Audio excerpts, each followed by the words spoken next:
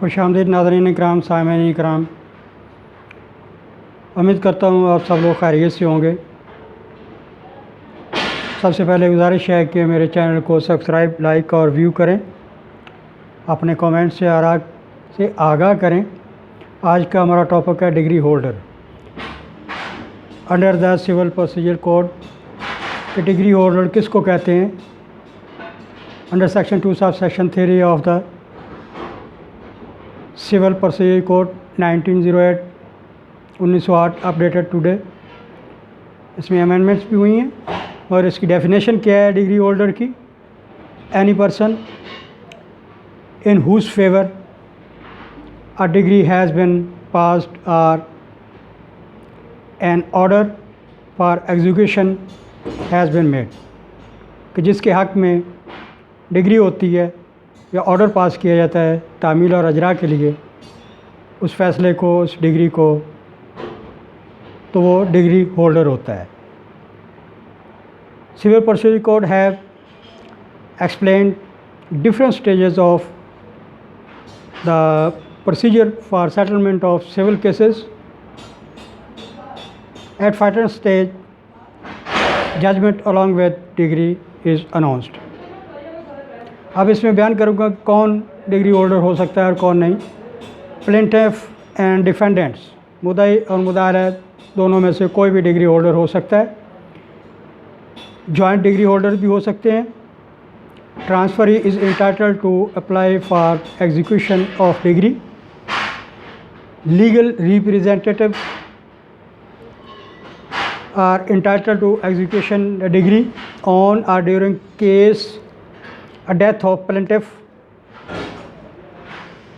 मगर एक चीज़ इसमें याद रखें, disputed property transferee of subject matter, disputed issue of that property which is subject matter of the degree is not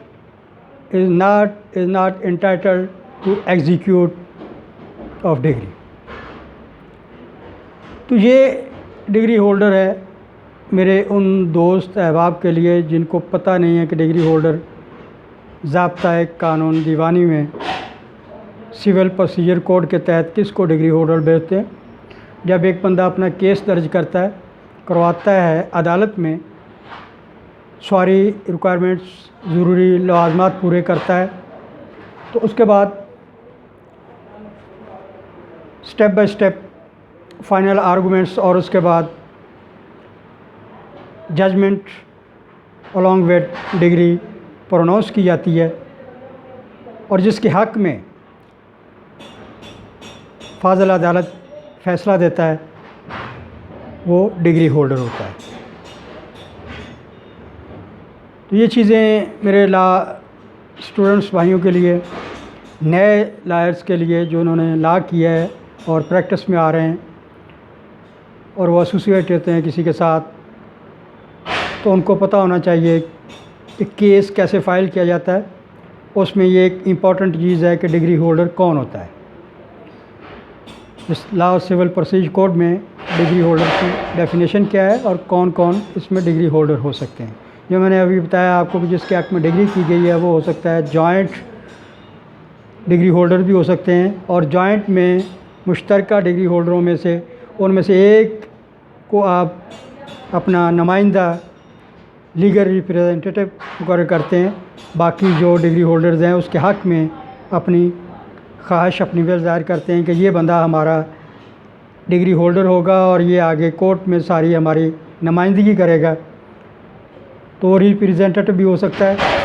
अगर केस के दौरान या केस में एक डिग्री होल्डर की वफ़ात हो जाती है और वो लीगल वारसान जो हैं वो भी डिग्री होल्डर होते हैं और अपना कानूनी नुमाइंदा मुकर्रर करते हैं, लीगल रिप्रेजेंटेटिव जो है वो भी डिग्री होल्डर होता है, जो उनके बिहाफ पे, वारसान के बिहाफ पे काम करता है और उससे वो एक्सीड नहीं करता।